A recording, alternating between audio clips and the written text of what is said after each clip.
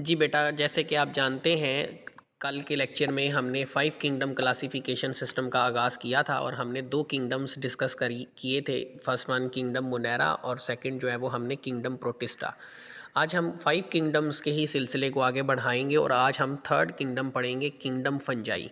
अब इस किंगडम में जो ऑर्गेनिजम्स रखे गए हैं उन तमाम ऑर्गेनिजम्स को हम फंजाई ही कहते हैं। अब कौन कौन से ऑर्गेनिजम्स जो हैं, किस किस्म के करेक्टर्स वाले ऑर्गेनिजम्स इसमें रखे गए हैं, तो फंजाई जो हैं they are eukaryotic multicellular heterotrophs. अब ये तीन बहुत ही इंपॉर्टेंट वर्ड्स हैं। पहली बात तो ये कि तमाम जो फंजाई हैं वो सारे के सारे जो हैं वो यूकैरियोटिक सेल से बने हैं, मल्टी सेलुलर होते हैं और सारे के सारे हेट्रोट्रॉफ्स हैं, अपनी खुराक खुद नहीं बना सकते। अब अपनी खुराक चूँकि खुद नहीं बना सकते तो ये क्या करते हैं, which are absorptive in their nutritional mode. तो ये क्या करते हैं, दूसरे ऑर्गेनिज्म से खुराक को लेकर उसको एब्जॉर्ब करते हैं। याद रखिएगा, फंजाई खुराक को एब्जॉर्ब करके जो है वो खाते हैं। तो मोड कहते हैं खाने का तरीका, न्यूट्रिशनल मोड कहते हैं खाने का तरीका। तो इनका खाने का जो तरीका है वो ये है कि ये खुराक को एब्जॉर्ब करके जो है वो खाते हैं। अब इसमें एग्जांपल बेटा आ जाती है मशरूम्स की। ये यहाँ पर अगर आप डायग्राम देखें तो ये मशरूम की डायग्राम भी बनी, खुम्बी भी इसको कहा जाता है आम जुबान में। अच्छा, अब ज़्यादातर जो फंजाई हैं वो डीकम्पोजर्स होते हैं। डीकम्पोजर्स का मतलब क्या है कि ये जो फंजाई हैं ये क्या करते हैं, दे लीव ऑन ऑर्गेनिक मटेरियल। अच्छा, यहाँ पे ना ऑर्गेनिक मटेरियल से पहले आपने लिखना है dead. Dead, they leave on dead organic material. तो डेड बॉडी जो होती है, उस डेड बॉडी के अंदर जो भी मटेरियल मौजूद होता है उसको कहते हैं ऑर्गेनिक मटेरियल। तो डेड ऑर्गेनिक मटेरियल, जहाँ पे भी डेड बॉडी पड़ी होगी, अब उस डेड बॉडी के अंदर डेड ऑर्गेनिक मटेरियल मौजूद है। तो ये जो फंजाई हैं जिनको हम डीकम्पोजर्स भी कहते हैं, ये फंजाई क्या करते हैं, उस डेड ऑर्गेनिक मटेरियल के ऊपर ग्रो करते हैं। ग्रो करके क्या करते हैं, उस डेड बॉडी के अंदर डाइजेस्टिव एंजाइम्स को सिक्रीट करते हैं। ये डाइजेस्टिव एंजाइम्स क्या करते हैं, डाइजेस्टिव एंजाइम्स को सिक्रीट करते हैं और एंजाइम्स को सिक्रीट करके ये क्या करते हैं, एब्जॉर्ब स्मॉल। अब वो डाइजेस्टिव एंजाइम क्या करते हैं, बॉडी में जो ऑर्गेनिक मटेरियल होता है उसको डीकम्पोज करके उसको तोड़कर छोटे ऑर्गेनिक मालिक्यूल्स में जो है वो कन्वर्ट करते हैं। ठीक है, और ये छोटे आप देखिए जैसे आगे लिखा भी है, formed by digestion of enzymes. मैं दोबारा से एक बार रिवाइज करता चलूँ, किंगडम फंजाई, इस किंगडम में जितने भी ऑर्गेनिजम्स पाए जाते हैं वो सारे के सारे यूकैरियोटिक हैं, मल्टी सेलुलर हैं और हेट्रोट्रॉफ्स हैं, अपनी खुराक खुद नहीं बना सकते। सो इनका खुराक हासिल करने का जो तरीका है वो क्या है कि ये खुराक को दूसरों से एब्जॉर्ब करके खुराक जो है वो हासिल करते हैं। अच्छा, इसमें से कुछ फंजाई डीकम्पोजर्स भी हैं जो डेड ऑर्गेनिक मटेरियल के ऊपर रहते हैं, अपने डाइजेस्टिव एंजाइम उस डेड बॉडी के अंदर सेक्रीट करते हैं और ये डाइजेस्टिव एंजाइम्स क्या करते हैं, बॉडी के अंदर मौजूद जो ऑर्गेनिक मालिक्यूल्स हैं उनको तोड़कर सिंपल ऑर्गेनिक मालिक्यूल्स में कन्वर्ट करते हैं। और ये जो फिर सिंपल ऑर्गेनिक मालिक्यूल्स होते हैं इनको बेटा ये फंजाई क्या कर लेते हैं, एब्जॉर्ब कर लेते हैं। उसके बाद बेटा हमारे पास जो नेक्स्ट है वो हमारे पास है किंगडम प्लांटी। अब इसमें तमाम के तमाम प्लांट्स जो हैं वो रखे गए हैं। अब प्लांट्स की बात करें तो ये सारे ये भी यूकैरियोटिक हैं, मल्टी सेलुलर हैं, लेकिन चूँकि फंजाई अपनी खुराक खुद बना सकते हैं तो वो क्या है, दे आर ऑटोट्रोफ्स। प्लांट्स जो है ना उनका खुराक, न्यूट्रिशनल मोड, खुराक हासिल करने का जो तरीका है वो हमारे पास है, वो प्लांट्स के पास है ऑटोट्रोफ्स, अपनी खुराक खुद बना सकते हैं। और ये चैप्टर नंबर 7 में बेटा आपने डिटेल में पढ़ा भी है कि किस तरीके से प्लांट अपनी फोटोसिंथेसिस करके अपनी खुराक जो है वो खुद बनाते हैं। अच्छा, इसके अलावा बेटा याद रखना है कि जो प्लांट्स होते हैं इनमें जो सेक्स ऑर्गन्स होते हैं वो मल्टी सेलुलर होते हैं, क्योंकि ऊपर हमने बेटा अगर आपको याद हो ये कल के लेक्चर में जब हमने एलजी के बारे में पढ़ा था तो हमने कहा था ये दे रिजेंबल प्लांट, ये देखें लिखा भी हुआ है, ये प्लांट से मिलते जुलते हैं। तो फिर अब सवाल है कि हमने इनको प्लांट में क्यों नहीं रखा, क्योंकि इनके अंदर जो सेक्स ऑर्गन्स होते हैं वो यूनिसेलुलर होते हैं, वो मल्टी सेलुलर नहीं होते। जबकि यहाँ पे वो बता रहा है कि प्लांट्स में जो सेक्स ऑर्गन्स होते हैं वो मल्टी सेलुलर होते हैं और ये अपनी लाइफ में एम्ब्रियो जो है एम्ब्रियो बनाते हैं। जबकि ऊपर हमने पढ़ा था एलजी के अंदर कि ये एम्ब्रियो जो है वो नहीं बनाते। अब चंद प्लांट्स के नाम दिए हुए हैं यहाँ पे, मोसिस हैं, फर्न्स हैं, फ्लावरिंग प्लांट्स हैं, ये सारे के सारे डिफरेंट टाइप्स के प्लांट्स। अब हमारे इर्द गिर्द ज़्यादातर जो प्लांट्स हैं वो फ्लावरिंग प्लांट्स हैं, ऐसे प्लांट्स जिनमें फ्लावर पाए जाते हैं। एनिमेलिया की बात करें तो बेटा ये भी सारे यूनिसेलुलर हैं, मल्टी सेलुलर हैं, लेकिन ये कंज्यूमर्स हैं। अब फंजाई क्या थे, यूकैरियोटिक थे, मल्टी सेलुलर थे, हेट्रोट्रॉफ्स थे और खुराक हासिल करने का तरीका एब्जॉर्प्शन था। प्लांट्स की बात करें तो ये भी यूकैरियोटिक है, मल्टी सेलुलर है, लेकिन ये ऑटोट्रॉफ्स हैं, फोटोसिंथेसिस के ज़रिए अपनी खुराक बनाते हैं। एनिमेलिया की बात करें तो ये एनिमल्स जो हैं वो यूकैरियोटिक हैं, मल्टी सेलुलर हैं, कंज्यूमर्स हैं। कंज्यूमर्स का मतलब है कि ये खुराक को दूसरों से हासिल करके क्या करते हैं, उसको निगल जाते हैं। हम खुराक को क्या करते हैं, हम खुराक लेते हैं और उस खुराक को निगल जाते हैं। ऐसे ऑर्गेनिजम्स को हम कहते हैं कंज्यूमर्स। तो animal leave mostly bye ingesting food, तो एनिमल्स क्या करते हैं, खुराक को निगलते हैं। अब जब जैसे ही हम खुराक को निगलते हैं तो हमने पढ़ा था वो खुराक जो है वो खुराक की नाली से होती हुई एसोफेगस से होती है, स्टमक में जाती है, इंटेस्टाइन में जाती है। अब स्टमक के अंदर जो खाली जगह होती है उसको बेटा कहते हैं कैविटी। इंटेस्टाइन के अंदर जो खाली जगह होती है उसको कहते हैं कैविटी।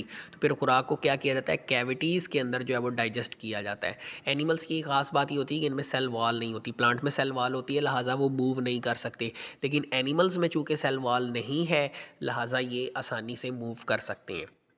ये आपने बेटा ये तमाम जो करेक्टरिस्टिक्स हैं 5 किंगडम क्लासिफिकेशन सिस्टम की, इन तमाम 5 किंगडम्स की बेटा ये आपने याद लाजमी करनी है। बड़ा इंपॉर्टेंट जो है वो क्वेश्चन है।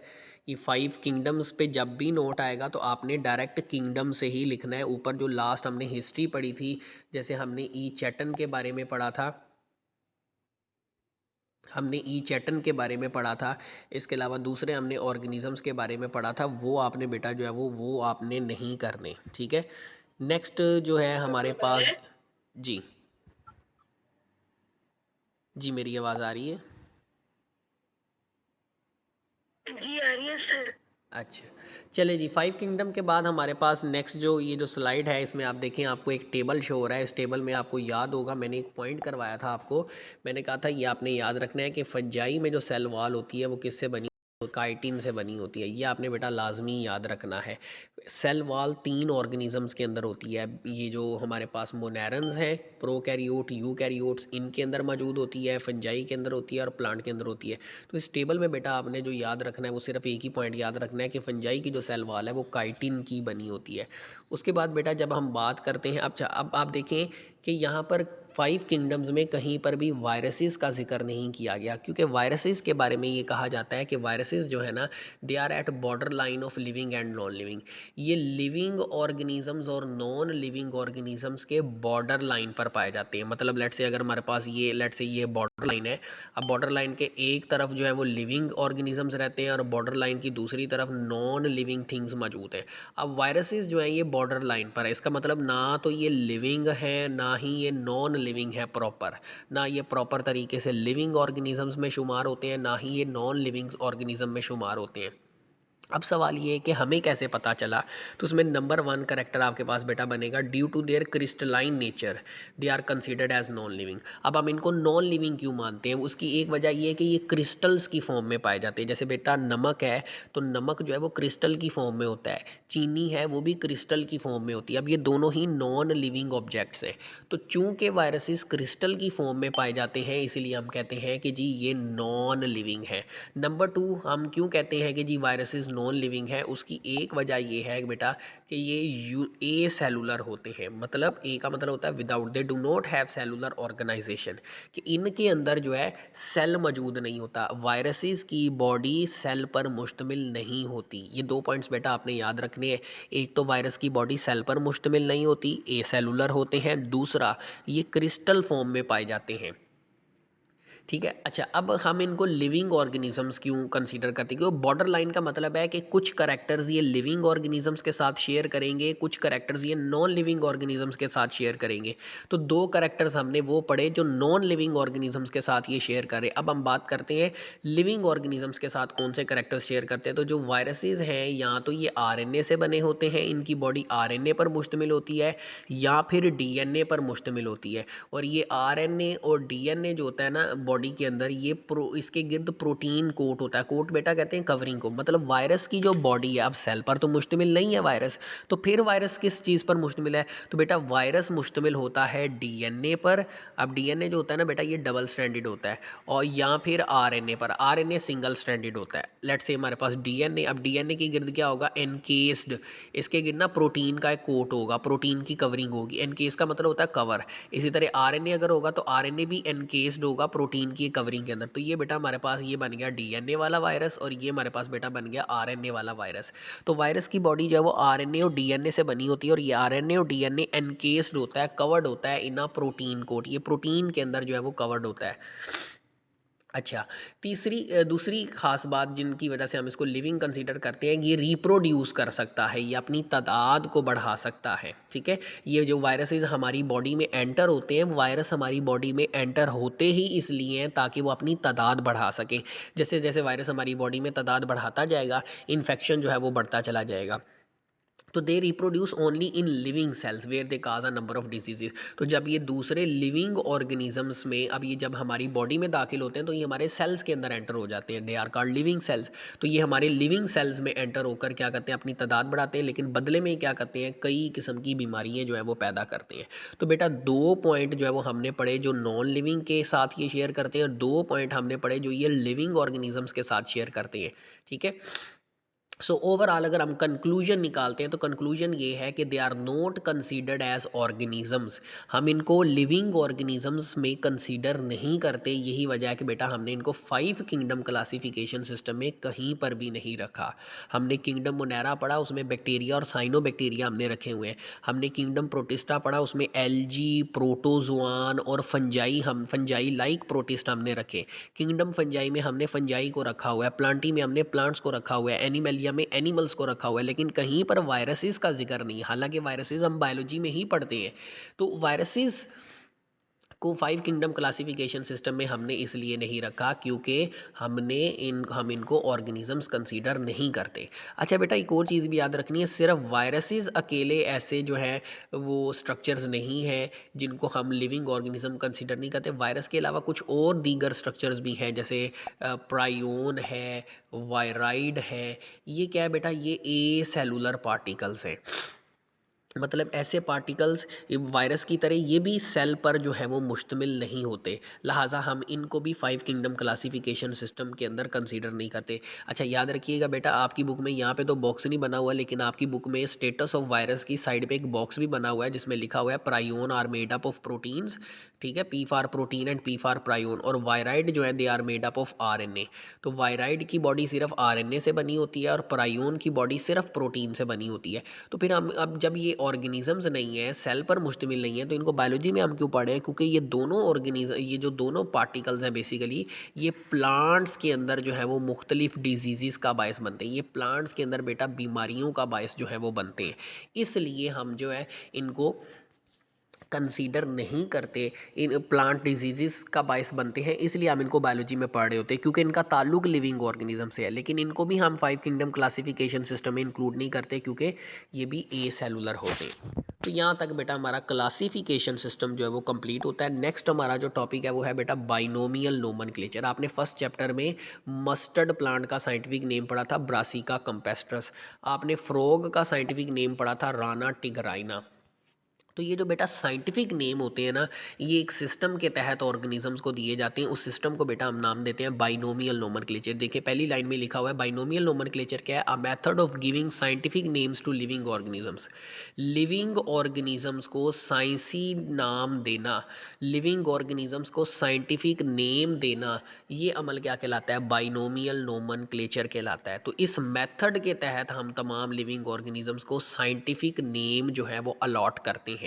अच्छा, अब यहाँ पे जो वर्ड है binomial, as the word binomial suggest, तो बाई का मतलब होता है टू, नोमियल का मतलब होता है नेम। क्योंकि जो जानदारों को हम साइंटिफिक नेम देते हैं बेटा वो 2 नेम्स पर मुश्तमिल होता है। जो पहला नेम होता है वो जीनस का होता है और जो दूसरा नेम होता है बेटा वो स्पीशी का नेम होता है। ठीक है, तो पहला जैसे ब्रासिका कंपेस्ट्रस, इसमें ब्रासिका जीनस नेम है और कंपेस्ट्रस स्पीशी नेम है। राना टिगराइना, राना जो है ये जीनस नेम है और स्पीशी जो है ये यहाँ पे टिगराइना है। अच्छा, अब ये जो मेथड था बेटा ये स्वीडन के एक साइंटिस्ट कैरोलस लीनियस ने जो है इंट्रोड्यूस करवाया था ये मेथड। ठीक है, और ना सिर्फ उसने इंट्रोड्यूस करवाया बल्कि ख़ुद भी इस सिस्टम को अडॉप्ट किया। मतलब ख़ुद भी इस सिस्टम को इस्तेमाल करके कई ऑर्गेनिजम्स के साइंटिफिक नेम रखे और साइंटिफिक नेम रख के इसने क्या किया, वो लिस्ट पब्लिश कर दी। और ये लिस्ट जो थी, ये तरीका जो था, ये बहुत तेज़ी से जो वो पॉपुलर हो गया और आज भी इसके कई दिए साइंटिफिक नेम आज भी हम जो है वो इस्तेमाल करते हैं। करते हैं। अब साइंटिफिक नेम जब हम लिखते हैं तो इसको लिखने के तरीके क्या है बेटा, ये बहुत इंपॉर्टेंट शॉर्ट क्वेश्चन है। Rules for writing a scientific name, जब आप एक साइंटिफिक नेम लिखेंगे तो उसके रूल्स क्या होंगे। पहला रूल तो बेटा ये होगा कि साइंटिफिक नेम्स जो है ये हमेशा इटैलिक्स में लिखे जाएंगे जब आप प्रिंट करेंगे। मतलब जब आप कंप्यूटर पे टाइप करेंगे तो इटैलिक्स का वहाँ पर ऑप्शन होता है। इटैलिक्स जैसे यहाँ पर आप देखें ना, थोड़ा सा वर्ड टेढ़ा करके लिखा हुआ है। अब चूंकि ये टाइप किया गया है, प्रिंट किया गया है, तो इसको इटैलिक्स में लिखा हुआ है। लेकिन जब आप हैंड रिटन हाथों से लिखेंगे तो आपने साइंटिफिक नेम को बेटा हमेशा अंडरलाइन करना है। साइंटिफिक नेम को लाजमी अंडरलाइन करना है। अच्छा, फिर हमने ऊपर पढ़ा था कि जो साइंटिफिक नेम होता है उसमें जो पहला नेम होता है वो जीनस का होता है और जो दूसरा नेम होता है वो स्पीशी का होता है। तो ये जो बेटा जीनस का नेम होता है ना, ये हमेशा कैपिटल लेटर से शुरू होता है, और जो स्पीशी नेम होता है बेटा ये हमेशा स्मॉल लेटर से ही शो होता है। जैसे अगर यहाँ पर आप देखें, ये जो होमोसैपियन यहाँ पे लिखा हुआ है, इस होमोसैपियन में जो होमो है वो जीनस नेम है, और अगर आप गौर करें तो ये स्टार्ट हो रहा है कैपिटल लेटर से, जबकि स्पीशी नेम जो है वो सैपियन है और ये स्टार्ट हो रहा है स्मॉल लेटर से। अच्छा, इसके बाद थर्ड पॉइंट बड़ा इंपॉर्टेंट है, वो कहता है scientific name is generally written in full when it is first use. अगर आप साइंटिफिक नेम को पहली मरतबा इस्तेमाल कर रहे हैं, मतलब आप पहली मरतबा लिख रहे हैं, तो आपने उसका पूरा नाम लिखना है। लेकिन but when several species of same genus are being listed, लेकिन अगर आप एक ही जीनस की बहुत सारी स्पीशीज़ को लिस्ट बना रहे हैं, मतलब उनकी उनकी नेमिंग कर रहे हैं, तो आपने क्या करना है बेटा, जीनस का जो नेम है ना उसको एब्रीविएट कर देना है। एब्रीविएट का मतलब होता है मुख्तसर कर देना है, और मुख्तसर करके आपने सिर्फ इनिशियल, इनिशियल का मतलब सिर्फ पहला लेटर आपने यूज़ करना है। जैसे एस्क्रीशिया कोलाई, अब ये साइंटिफिक नेम है, अब इसमें जीनस जो है वो बेटा एस्क्रीशिया, तो हमने उसका पहला इनिशियल सिर्फ यूज़ किया, ई हमने सिर्फ वर्ड यूज़ किया, ये बन गया ई कोलाई। ठीक है, देखिए यहाँ पर बेटा ये प्रायोन्स के बारे में लिखा हुआ है। प्रायोन्स प्रोटीन से बनी है, वायराइड जो है वो आरएनए से बनी होती है, और ये दोनों प्लांट में इन्फेक्शन काज करती हैं। ये बात बेटा मैंने आपको ऊपर भी बता दी है। अच्छा, अब सवाल बेटा यहाँ पर ये पैदा होता है कि हम जानदारों को साइंटिफिक नेम देते क्यों हैं, इसकी वजह क्या है। देखिए इसके पीछे बहुत इंपॉर्टेंट रीज़न है। उसकी वजह ये है कि ये जो कॉमन नेम्स होते हैं, कॉमन नेम्स रिसर्च, जब आप आगे फ्यूचर में चल के जब आप बायोलॉजी में रिसर्च करेंगे तो रिसर्च के अंदर जो कॉमन नेम्स वो नेम जो इंसान की तरफ से दिए होते हैं, मतलब जो हम आम रूटीन में जो नेम्स यूज़ करते हैं उनको हम बेटा कहते हैं कॉमन नेम। जैसे human being, frog, mustard plant, star fish, ये सारे कॉमन नेम्स हैं जो हम आम रूटीन में यूज़ करते हैं। लेकिन बेटा वो पहली लाइन में ही यहाँ पर बता रहा है कि जो बायोलॉजिकल रिसर्च है, जब आप बायोलॉजी में कोई रिसर्च करेंगे तो उसमें जो कॉमन नेम्स होंगे ये क्या करेंगे, दे काज मैनी प्रॉब्लम्स, ये बहुत सारी प्रॉब्लम्स काज करते हैं। जैसे मिसाल के तौर पर नंबर 1 क्या प्रॉब्लम काज करेंगे, मिसाल के तौर पर different regions have different names for same organism. मतलब प्रॉब्लम नंबर 1 ये है कि डिफरेंट रीजन्स में, मुख्तलिफ इलाकों में एक ही ऑर्गेनिज्म के मुख्तलिफ नाम होते हैं। सबसे बड़ी प्रॉब्लम ये है कि ऑर्गेनिज्म एक ही है, लेकिन उस एक ऑर्गेनिज्म के मुख्तलिफ रीजन्स में, मुख्तलिफ इलाकों में मुख्तलिफ नेम्स होते हैं। जैसे बेटा मिसाल के तौर पर यहाँ पे आप देखें अनियन है। अब अनियन एक लिविंग ऑर्गेनिज्म है, अब इसको हम उर्दू में प्याज कहते हैं। इसी तरह पाकिस्तान के डिफरेंट रीजन्स में, इलाकों में इसको गंडा भी, पंजाबी में हम इसको गंडा कहते हैं। फिर बासल देहातों में वासल, ये नाम भी लिए जाते हैं। अब अदर कंट्रीज़ की बात करें तो वहाँ पर इट है अदर सेट ऑफ नेम्स, वहाँ पर इसके अपने अपने जो है वो नेम्स हैं। अब चाइना है तो चाइना की अपनी लैंग्वेज में इसका अपना नेम है।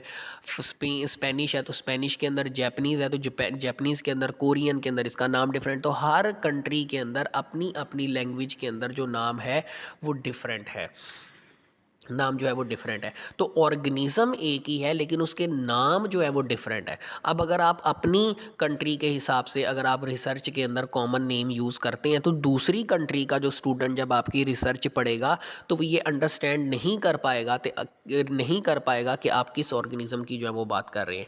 सिमिलरली अब दूसरी प्रॉब्लम क्या होती है, ऊपर तो हमने पढ़ा ना एक ऑर्गेनिज्म के बहुत सारे कॉमन नेम्स। अब दूसरी प्रॉब्लम क्या होती है, in some cases different organisms are called by some same common name. अब बाज़ औक़ात ऐसा होता है कि हम मुख्तलिफ ऑर्गेनिजम्स के लिए, डिफरेंट ऑर्गेनिजम्स के लिए एक ही कॉमन नेम यूज़ कर रहे होते हैं।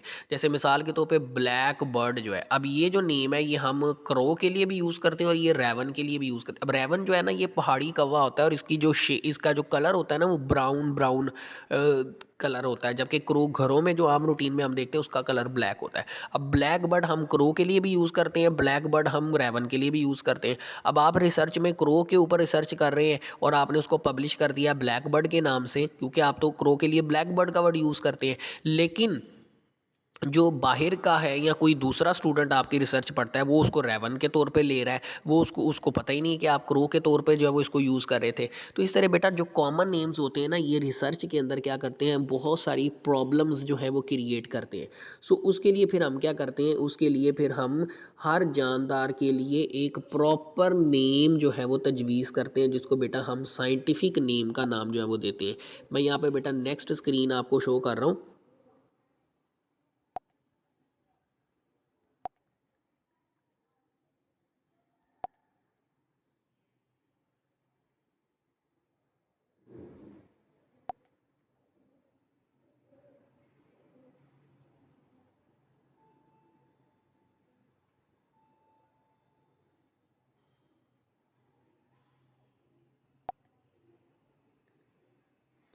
जी बेटा, ये स्क्रीन आप देखें, नेक्स्ट आपको मैंने स्क्रीन शो कर दी है। अब इसमें आप देखें तो कंक्लूजन क्या निकलता है हमारा, कि जो कॉमन नेम्स होते हैं ना, they have no scientific basis. साइंसी इनकी कोई साइंटिफिक बुनियाद नहीं है, इनके पीछे कोई बैकग्राउंड नहीं है।